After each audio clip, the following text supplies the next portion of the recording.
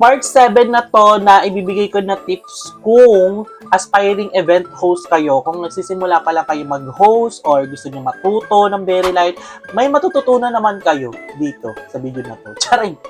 Hello mga kabading, my name is Host Kajeri, ang inyong event host na hindi naman masyadong magaling, pero ginagalingan ko naman. At for today's video nga ay magtuturo ulit ako ng tip. Pang 7 na to, yung 6 is kinolage ko lang siya at pinagsama-sama ko lang siya sa isang video, which is ilalagay ko siya dito sa aking profile. Pero mamaya nyo na i-click or pwedeng panoorin nyo muna yon, tapos after nun, eto na yung panoorin nyo kasi pang part 7 na to. So, pang part 2 video na. So, nung nakaraan kasi is galing ako sa birthday party as a guest naman. Fast food to, so bring back memory. Charing. Alam mo yung sa event host, nakikita ko sa kanya yung sarili ko at yung struggle ko dati nung nagsisimula pa lang ako. Kasi may ganong eksena din akong moment na parang nangangarag-chini talaga ako. Saka hindi ko alam na medyo mali na pala yung sinasabi ko na akala ko tama. Pero over the time na intindihan ko naman at na-realize ko na lalo na kapag ka naiintindihan mo kung ano yung feelings at saka feedback ng mga taong nakikinig sa'yo.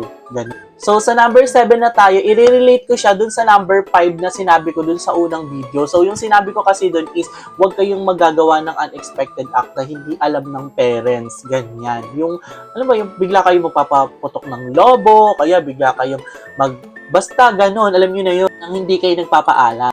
So, idadagdag ko lang yun. Sige, ano na natin siya. Pang number 7, kailangan yung i-assign nyo or i-assign ng parents is alam din dapat na sila yung mag-opening prayer.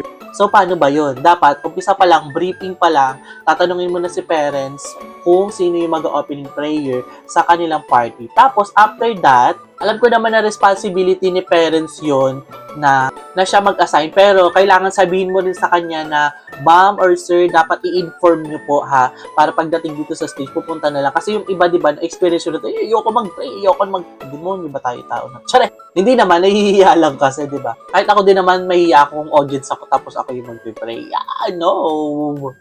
Pero mas maganda talaga kung kumbaga planned talaga na kung sino, ganyan, i-inform nyo rin kung sino yung magdadasal kasi baka mamaya, hindi naman pala siya, ka-religion nyo, bigla mo siyang inaya, gano'n, naloka siya, gano'n, di ba, naloka na kayong lahat. So, ayun na, so proceed na tayo sa number 8, so ang number 8 naman natin ay i-relate ko siya sa games din. So, yung sa number 4 na sinabi ko is yung games is, depende rin sa audience mo kung pag-game sa bata, sa kapag-game sa matanda. Yung game sa bata ay huwag kayong mag-comparot na panglarong pamatanda, ganyan, di ba? Di ba, in general yung sinabi ko. Ngayon naman is related doon pero about naman sa instruction na ibibigay nyo sa mga bagets at sa matatanda. Dapat yung instruction na ibibigay nyo sa mga bata na palaro is mas simpler kaysa dun sa mas matanda kasi yung ibang mga bata hindi pa nila maiintindihan yan. Or kung maintindihan man nila, may hirapan sila, di ba? Parang pinilit nyo lang bata na mas nag-focus pa siya sa anxious niya kung tama ba yung gagawin niya or mag-i-enjoy siya, di ba? So kailangan kapag kabata is mas simple lang yung instruction na gagawin nyo. So, ganito kasi yun. Kaya ko siya naalala kasi nung nasa party kami, tapos nagpalaro sila ng, alam niyo yung head, shoulders, knees, and toes. Actually, ayun yung original na laro na yun. Yung head, shoulders, knees, and toes. Tapos, may sapatos sa baba. So, head and shoulders, knees, and shoes dapat yun. Shoes. So, kapag shoes, hahawak ka, kukunin mo na yung sapatos. So, ganun dapat. Ang dahil nga gusto niya mag-egging extra, mas masaya. Medyo mas dinamihan niya. Like, may mata, may ilong, may bibig, may siko, may tenga. Dami. Which is yung mga ibang bata, hindi naman nila nagigets lang kung ano-ano na yung pinag-ano-ano nila, ganun nalilito nila. Which is okay lang naman. Funny naman siya, nakakatawa, sana. May instances lang na kapag, halimbawa, sinasabi niya, di ba sa sobrang excite nga, sabi nila, okay, hawak sa paa, tapos hawak sa bibig. Di ba? Humawak ka sa paa, tapos papahawakin mo yung bata sa bibig. Pinakain na lang ang dumi. Siyempre, hindi mo naman yun as host, di ba? Hindi mo siya kasi na-excite ka, di ba? Mata, ilong, bibig. Ang dami mo sinasabi, which is, ayun, dapat magiging careful tayo. Pati yung pag sinabi mong mata, hindi mo rin assure kung yung bagets ang naiintindihan niya ba, baka mamaya gananin niya yung mata niya, o kaya dito lang, kaya yung lang, di ba yung iba, ilong, gaganin yung ilong, di ba? Kasi nga bata yan eh. Kung ano lang yung naririnig nila, ayun lang din yung susundin nila. Kaya much better kung mas bata, mas simple ang game na ipapalaro nyo. Tapos pag matanda, dun nyo sila pahirapan. Charing. Number 7 naman si number 8 na or number 9 na tayo. So, number 9. Number 9 naman natin, meron akong isi-share sa inyo at tatawagin kitong the pizza method. Ay, ano pizza?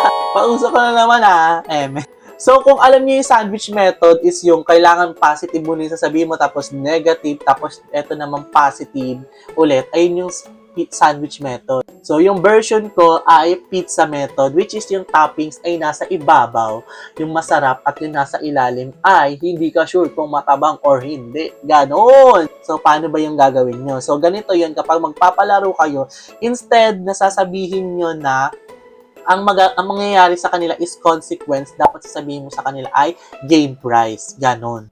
At syempre, maganda rin to mag-work to kung sa warm-up game mo siya gagamitin. So, halimbawa, yung nasa party nga ako, diba? Habang naglalaro, ang sinabi ng event host doon is ipapas daw yung balloon. So, magpapas ng balloon. So, habang nakaupo, ganyan-ganyan. Tapos, kung sino yung mag-stop ng balloon, kung sino yung makahawak ng lobo, is magkakaroon siya ng consequence. So, ano ibig sabihin ng consequence? So, negative na yun. Parang, baka pasayawin ako, baka patamblingin ako. Or... So, instead na ipapasa nila at mag-e-enjoy sila sa lobo, ang gagawin lang nila is, papaluin nila ng papaluin as ayaw nila yung iba, hindi napapansinin at hindi na magpaparticipate, di ba? Which is, ayun din yung ginawa ko kasi nag-video ako eh. But, kapag sinabi nyo ay, kung kanino uminto yung lobo or balloons na pinapasa nyo ay magkakaroon ng game prize, syempre, hindi na nila bibitawan yun. Kaya kailangan sasabihin mo, ipasa mo pa rin na ipasa. Kaya, di ba, hindi nila alam na meron palang tinapay sa ilalim. Meron palang consequence na nakaabang sa kanila, gano'n. Pero, mas maganda hindi mo sasabihin ang word na consequence at parusa sa kanila, ganyan. Halimbawa man nananalo sila, sasabihin nyo lang, syempre, hindi naman pwedeng ibibigay ko lang to sa'yo, may gagawin ka muna, ganun. Huwag mo nang sabihin consequence kasi wala naman silang ginawang mali para magkaroon ng consequence. Ang consequence lang at parusa ay gagawin kapag ka nagkamali ka ng ginawa mo. Pero huwag mo parusahan pag walang ginawang masama. Charing, parang may hugot ka dun So, sa number 10 na tayo, eto na yung paano mo naman may execute yung mga consequence o yung parusa na gusto mong parusahan. Charing. Siyempre, di ba, kailangan mag-enjoy talaga na, sasayaw talaga yung mga yung mga guess or what, ganyan. So, paano sila mae-engganyo? Mae-engganyo na ano ba? Paano sila mae-engganyo na maging masaya yung consequence at pumayag sila? So, ang gagawin mo lang is magbigay ka ng example na ikaw mismo ang gagawa ng consequence. Hindi dapat yung consequence nila o yung parusa nila ay uutusan mo lang sila. Hindi ganun, be. Ang ginagawa ko kasi dati as host is kapag nagko-consequence sila or pagka nagkamali sila or natalo, ganyan, ang consequence nila is catwalk, which is magmamodeling sila. At syempre, nag-example ako dahil nagmamodeling talaga. At wala nang hiya-hiya yun gantong pes, magmamodel, tapos kikembot sa bangkuan, ganyan, kembot-kembot, ganun, parang wala nang kahihiyan tong tao na. Which is wala naman akong pakialam kasi nga gusto ko maging masaya, di ba? Para matawa sila at ma-awkwardan sila at kailangan hindi sila tatanggi kasi nga ginawa ko na, di ba? So yun nga, na-relate ko dun sa consequence na ginawa dun sa may bagets. Ang gagawin niya is i-spellingin niya yung word sa pamamagitan ng but. Ganon. So, makikembot siya like letter Victory, ganyan. Kasi Vince yung pangalan nung my birthday. Ganyan. Victory, ganyan. O kaya W, wow, ganyan. Parang kikembot siya. Which is, ang nakita ko sa mga mukha ng mga bata is frustrated sila kasi nga nahihiya sila, ganyan.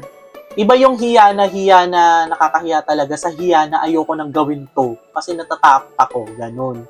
Magkaiba kasi yung nakakatuwa sa pinagtatawanan, ganon. So, kung magbibigay ka ng example sa sarili mo, go nyo na yan, ganyan. So, kaya dapat, ikaw talaga muna ang magiging example, para meron silang paggagayahan at hindi sila mahihiya. So, number 11 na tayo, mabilis lang, magiging 10 minutes na yung video.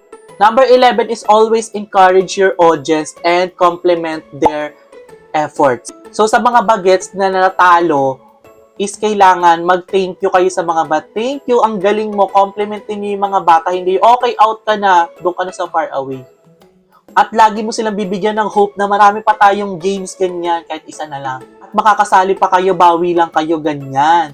Same sa mga adult, kapag kasumali sila, thank you so much, kung pwede na sila, out na, thank you so much, ma'am, sir, lahat, i-acknowledge mo lahat sila. Basta lahat ng effort na ginawa nila is kailangan mapifeel nila na they are seen. Charit. So I hope nakatulong sa inyo ang aking tips. I was sinking into darkness.